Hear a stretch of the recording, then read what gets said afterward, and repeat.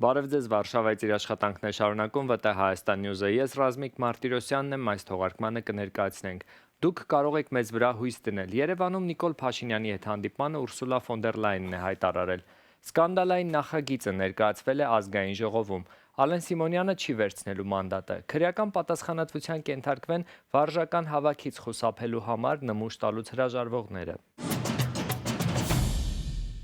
Դուք կարող եք մեզ վրա հույս դնել։ Աշխատանքային այցով Հայաստան ժամանած Եվրոպական հանձնաժողովի նախագահ Ուրսուլա ֆոն դեր Լայենն է հայտարարել վարչապետ Նիկոլ Փաշինյանի հետ համատեղ ասուլիսի ընթացքում։ Ֆոն դեր Լայենի այցին հետևել է Երևանից իմ գործընկեր Ասպրամ Ավանեսյանը։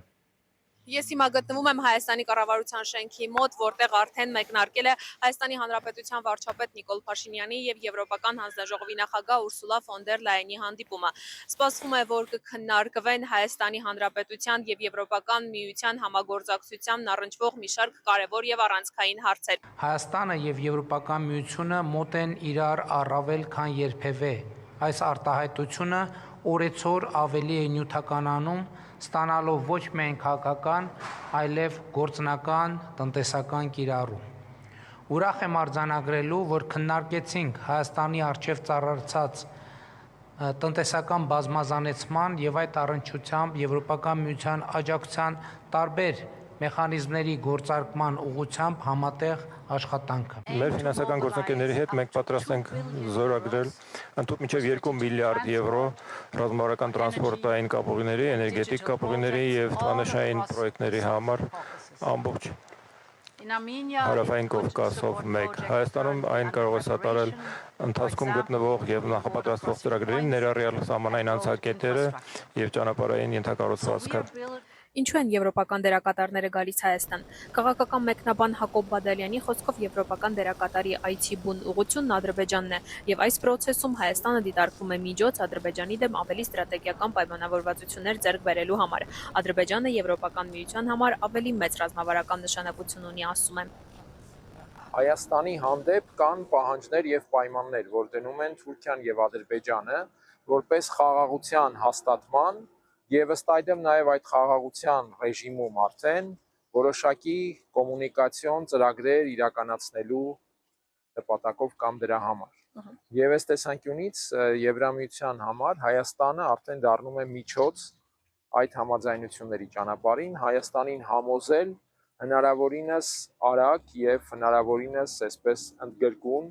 ընդունել այն պայմանները, որ առաջադրում է Ադրբեջանը եւ Ավելի վաղ Եվրոպական միության հանձնաժողովի նախագահը այցելել է Ադրբեջան։ Այս այցը տարածաշրջանային է։ Այցերի մեսիջները գրեթե նույնն էին՝ խաղաղություն, տարածաշրջանային եւ տնտեսական համագործակցություն։ Հուսադրող է Եվրամիության այս ակտիվությունը, որովհետեւ երբեմն թվում է, որ կենացների մակարդակից այն կողմ չի անցնում, բայց իրականում կոնկրետ քայլեր են կատարվում եւ Ադրբեջանում էլ Հայաստանում էլ շեշտվեց խաղաղության կարեւորությունը։ Տասնյակ միլիոնավոր եվրոների ներդրումներ հենց խաղաղության գործընթացում, կոմունիկացիաների մեջ ներդրումներ, բայց ես կուզեի շեշտել, որ այնուամենայնիվ որոշակի տարբերություններ կան Ադրբեջանի եւ Հայաստանի հետ Եվրամիության հարաբերությունների։ Ադրբեջանի ուղղությամբ Եվրամիությունը ավելի շատ տնտեսական գեոստրատեգիկ շահեր են, շատ պրագմատիկ, այսպես տրանզակցիոն կարելի ասել, իսկ Հայաստանի պարագայում կա մի շոշափելի տարբերություն, ժողովրդավարություն, մարդու իրավունքներ։ Եվրամիության Հայաստան հարաբերությունները ավելի համապարփակ են, նաև հիմնված արժեքների, ընդհանուր արժեքների վրա, բայց այս պահին թույլ կետը տնտեսական համագործակցությունն է։ Ստեղծված իրավիճակում առանցքային է նաև Ռուսաստանի դերը։ Հայաստանը նաև ԵԱՏՄ-ի անդամ է։ ԵԱՏՄ կազմում մնալու կամ դրանից դուրս գալու մասին որևէ հստակություն դեռևս չկա։ Ստեղծված իրավիճակում ինչպես պետք է դրսևորի իրեն Հայաստանը։ Կարծում եմ Հայաստանը առհասարակ այսօրվա աշխարհաքաղաքական իրավիճակում որևէ կենտրոնի հետ, որևէ ուժային դերակատարի հետ չպետք է թուլացնի իր հարաբերությունը եւ որևէ մեկի հետ իր հարաբերությունը չպետք է կառուցի մյուսի հետ գործակցության եւ հարաբերության հաշվին։ Եվ սա կարծում եմ այսօր որոշակի աքսիոմատիկ ճշմարտություն է ոչ միայն Հայաստանի, այլ մեր տիպի բոլոր երկրների համար։ Բայց Ռուսաստանի ճնշումները Հայաստանի ուղղությամբ հետաքրքիր է, որ Եվրամիության կողմից շատ արագ արձագանք են ստանում, հենց ֆոն դեր Լայենի այցի արդյունքը ինչն էր, որ Հայաստանը փաստորեն լինում է մի բացառիկ երկիր, որ չունենալով ազատ տնտեսական գոտի, ասոցիացիան համաձայնագրից հրաժարվելով, ազատ առևտրային գոտի չունենալով ԵՄ-ի հետ, Եմեն, որպեսզի մեղմացնի ռուսական տնտեսական այդ պատժամիջոցների էֆեկտը, հնարավորություն է տալիս հայկական ապրանքների 80-90%-ի անմաքս արտահանում Եվրամիություն, բայց չպետք է ունենալ այս պահին պատրանքներ, որ Հայաստանը ամբողջությամբ տնտեսապես ինտեգրվում է Եվրամիության։ Հայաստան-Եվրամիության մերձեցման եւ համագործակցության մասին ինչ են մտածում Հայաստանի քաղաքացիները։ Ինչ սպասելիքներ ունեք Հայաստան-Եվրամիություն հարաբերություններից։ Ոչ մի լավ բան։ Ես կարծում եմ շատ լավ կլինի, որովհետև ավելի լավ, քան Ռուսաստանի հետ։ Ինչու։ Որովհետև քանի տարի 100 դար 200 տարի միշտ մեր հողերը տվել են Լենինից սկսած։ որովհետև իրավիճակը այնպեսին է, որ չգիտես ինչին հավատաս, ում հավատաս, որ կողմ թեքվես, անորոշություն է լրիվ։ Իսկ Եվրոպայից ինչ սպասելիքներ ունեք։ Ես Եվրոպայից սպասելիքներ չունեմ։ Եվրոպայի հետ պետքներ չէ, թե Հայաստանում ինչ կկատարվի։ Մեր անգամ Եվրոպան երբեք մեզ չի խափի։ Ինչ որ մեր հույսը դնում են Եվրոպայի եւ Ամերիկայի վրա ինձ թվում։ Ամենաճիշտ բանն է։ Ռուսը ինչ նույնիսկ հենց Ղարաբաղը ինչ արեց։ Խափեց, վերցրեց ու մենք էլ ցենց մնացինք։ Ակնկալիքները շատ մեծ են, ինձ թվում է, որ ամեն ինչ շատ շքեղ կլինի, շատ լավ կլինի, որովհետև ինքս էլ ապրել եմ 7 տարիներ Եվրոպայում, նոր եմ եկել 5 ամիս, ինձ թվում է պետքա որ լավ լինի, Հայաստանը ծաղկունք հագնի։ Հարավային Կովկասը շարունակում է մնալ միջազգային քաղաքականության օրակարգում, սակայն Հայաստանի համար գլխավոր հարցը մնում է նույնը՝ ինչպես խորացնել համագործակցությունը տարբեր գործընկերների հետ, առանց դառնալու աշխարհաքաղաքական մրցակցության զոհ։ Փորձագետների գնահատականները տարբեր են, հասարակության կարծիքները նույնպես։ Ասպրամ Ավանեսյան, ՎՏՀ Հայաստան News, Երևան։ Ինչ նշանակություն ունի Եվրոպական հանձնաժողովի նախագահ Ուրսուլա ֆոն դեր Լայնի տարածաշրջանային այցը, ինչ պայմանավորվածություններ ձեռք բերվեցին Երևանում եւ Բաքվում, ինչ արձագանքներ սպասել Ռուսաստանից։ Թեմաների վերաբերյալ կզրուցենք Հայ առաջադեմ երիտասարդություն հասարակական կազմակերպության նախագահ Գրիգոր Երիցյանի հետ։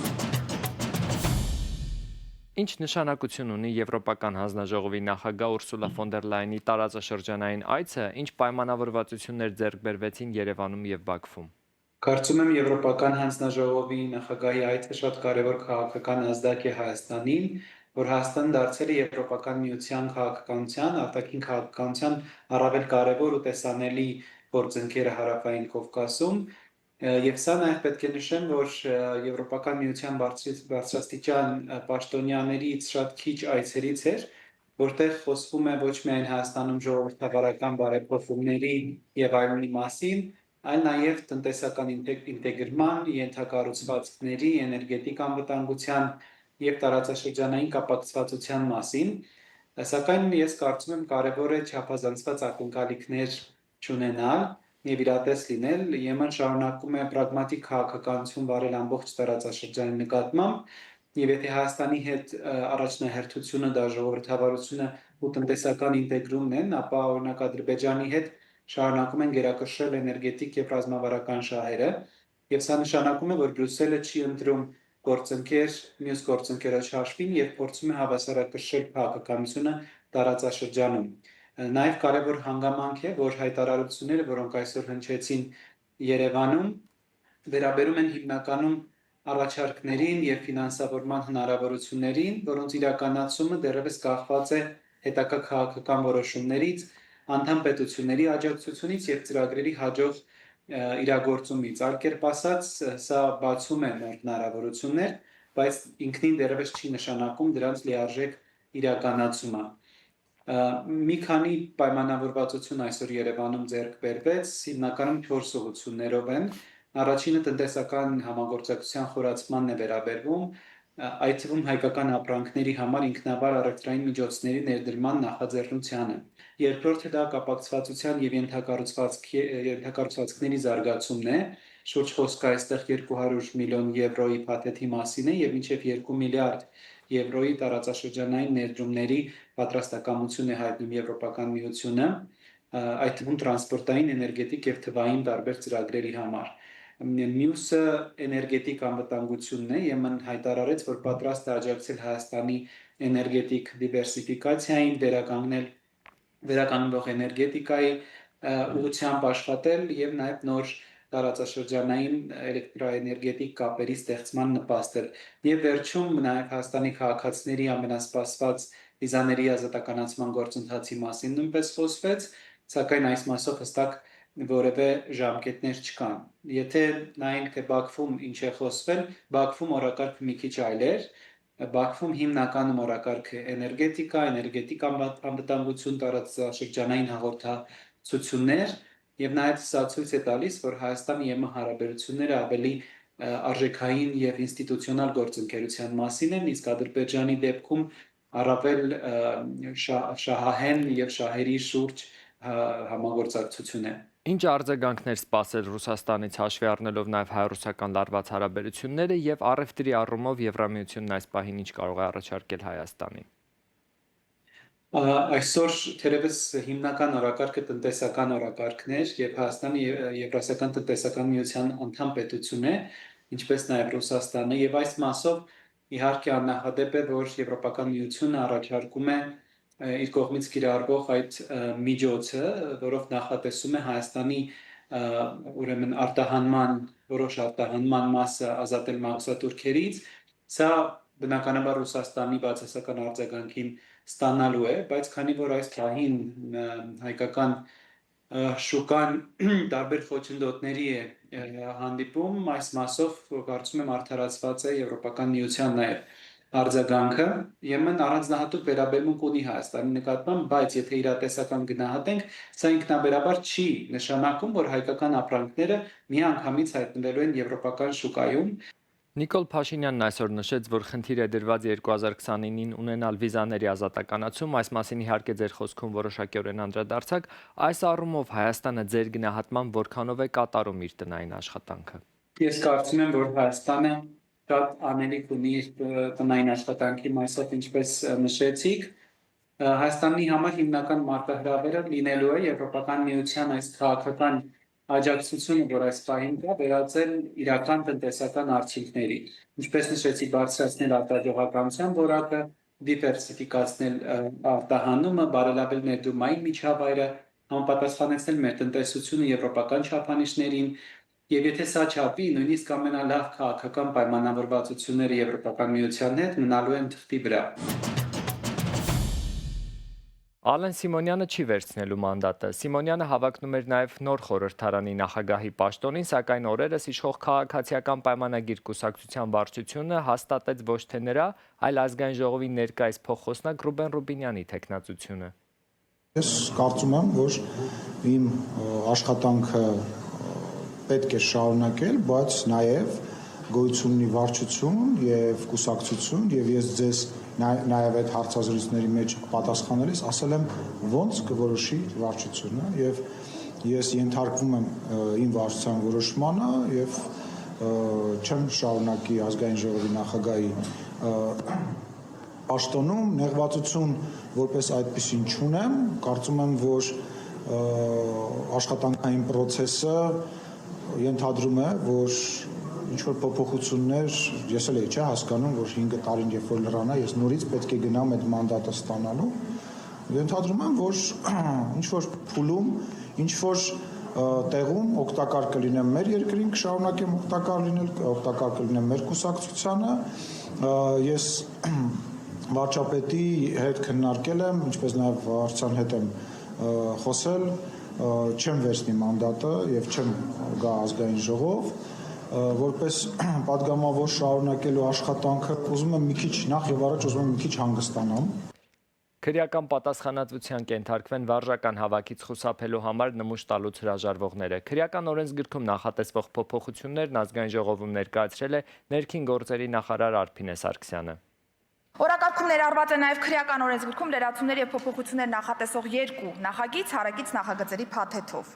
Այդ նախագծերի փաթեթներից մեկով առաջարկվում է քրեական պատասխանատվություն նախատեսել պարտադիր զինվորական կամ այլ ընտրանքային ծառայության կամ զորահավաքային զորակոչից կամ վարժական հավաքներից խուսափելու նպատակով նախաձեռնված քրեական վարույթի ընթացքում նշանակված առողջական վիճակի հետազոտություն կամ փորձաքննություն անցնելուց, ինչպես նաև հետազոտման նպատակով նմուշ տալուց հրաժարվելու կամ խուսափելու համար։ Իսկ մյուսով խստացվում է պատասխանատվություն բացակայությունը ընտրակաշառք տվողների եւ ստացողների նկատմամբ հաշվի առնելով, որ այդ իրավախախտումներն ուղղված են սահմանադրական իրավունքների եւ ազատությունների դեմ։ Նման կարեւորության հարցերը պահանջում են կարգավորիչ միջամտություն հնարավորինս սեմ ժամկետում։ Սկանդալային նախագիծը ներկայացվել է ազգային ժողովում։ Մի խումբ падգամավորներ առաջարկում են փոփոխել ընտրական օրենսգիրքը։ Նախագծով նախատեսվում է, որ համապետական ընտրություններին եւ հանրաքվեներին կկարողանան մասնակցել միայն այն քաղաքացիները, որոնք քվեարկությանը նախորդող 1 տարվա ընթացքում Հայաստանում փաստացի գտնվել են առնվազն 183 օր։ Բացառություն կկազմեն պետական ծառայության կամ արտերկրում ուսանելու պատճառով երկրից բացակայած քաղաքացիները։